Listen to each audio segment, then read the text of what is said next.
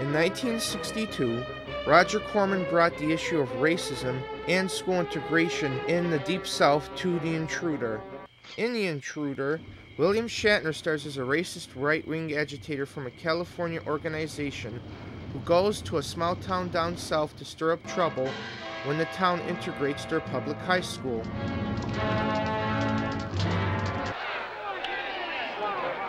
Oh. You were alone with a white girl in the basement of the school, but you didn't try to do anything. Is that what you're saying? Is that what you expect us to believe, nigger?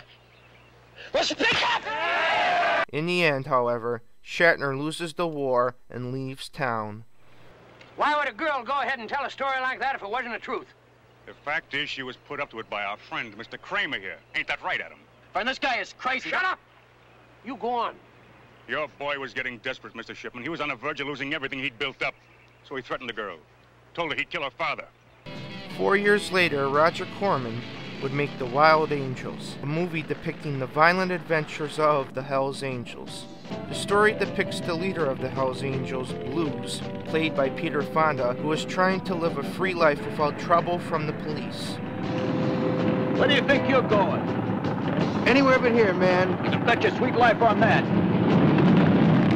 However, after Blues and the other Hells Angels beat up a group of Mexicans, nobody here stole nothing. I'll remember you said that. We're just going to take a look around if you don't mind.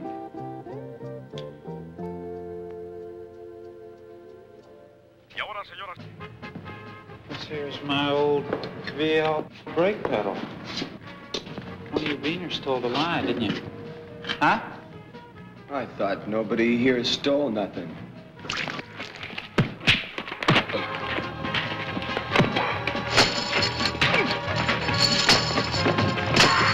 they try to flee from the police.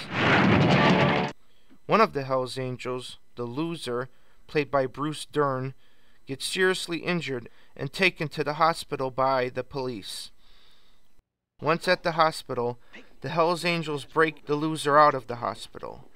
Later, the loser dies at the Hells Angels hangout.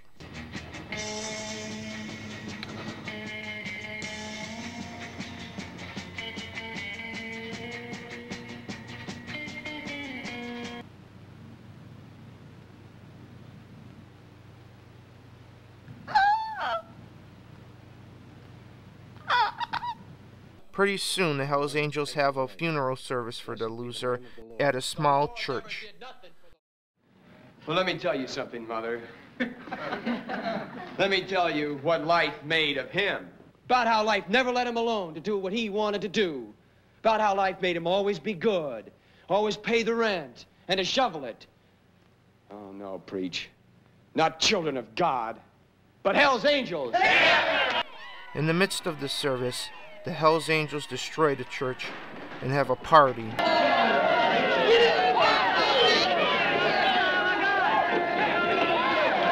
At the end, after a brawl with the locals, the Hells Angels flee the scene.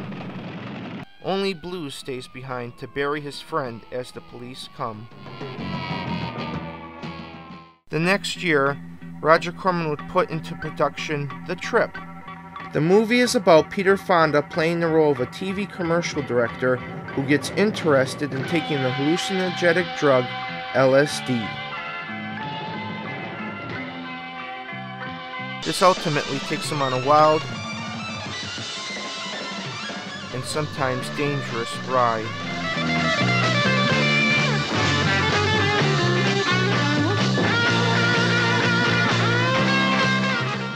I remember seeing The Trip around 1967, another Roger Corman production, written by Jack Nicholson, and I saw it at the Paramount Theater on Clinton Avenue. It was probably a second run at the time, and it had quite an influence on me. I didn't know really, when I was 15 years old, too much about what the drug culture was, what LSD was, so it was kind of an awakening to me.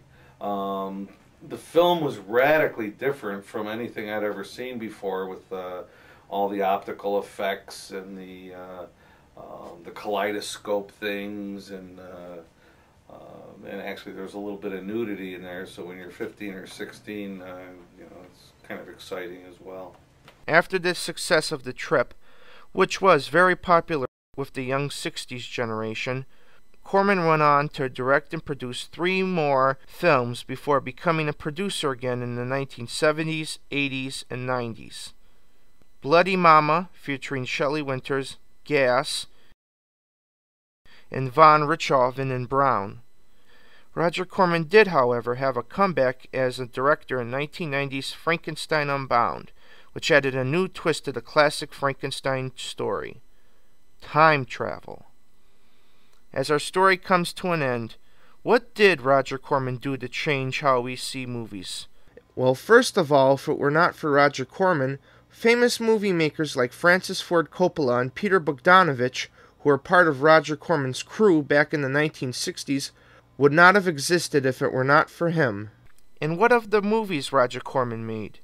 Yes, even though Corman got a rough, corny start in the movie business, he later proved to us that he could make independent films that changed Hollywood. Wrapping up, I think Roger Corman was really instrumental in the start of a lot of great careers.